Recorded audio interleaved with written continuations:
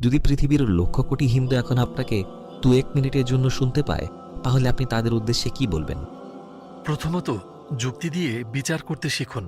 কোরআনে খুব সহজ একটি যুক্তি দেওয়া আছে। যদি একাধিক ঈশ্বর থাকতো তাহলে তাদের ইচ্ছেগুলোর মধ্যে জট লাগবে। উদাহরণ হিসেবে ধরা যাক একটা গাছ, একজন দেবতা চাইলে এটা লাল হোক, অন্য আরেকজন চাইলে এটা সবুজ হবে, আরেকজন চাইবে সেটা নীল হবে। সেই গাছটা তাহলে কি রঙের হবে? এই প্রশ্নের উত্তর আপনার কাছে নেই। লাল, নীল না সবুজ, তাদের তিনজনেরই ভিন্ন ভিন্ন মত রয়েছে। তো এদের একজন, আপনি যদি একজনের মত গ্রহণ করেন, এর মানে হলো ঈশ্বর হিসেবে বাকি দুইজন অপেক্ষাকৃত দুর্বল।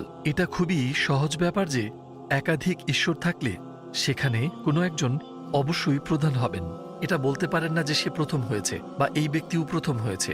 না, কেবল একজনই প্রথম হতে পারেন, তারপর দ্বিতীয় স্থান, তৃতীয় স্থান, চতুর্থ স্থান। তো আপনি যদি বলেন যে নির্ভরশীলতার শেকলের পর অবস্থান করেন এক প্রকৃত সত্তা, প্রকৃত অদ্বিতীয় এক সত্তা, তিনি একক। কেবল একজন প্রকৃত সত্তা থাকতে পারেন। যদি একাধিক প্রকৃত সত্তা থেকে থাকে তাহলে তারা নিজেরাই অনিশ্চিত হয়ে পড়বে।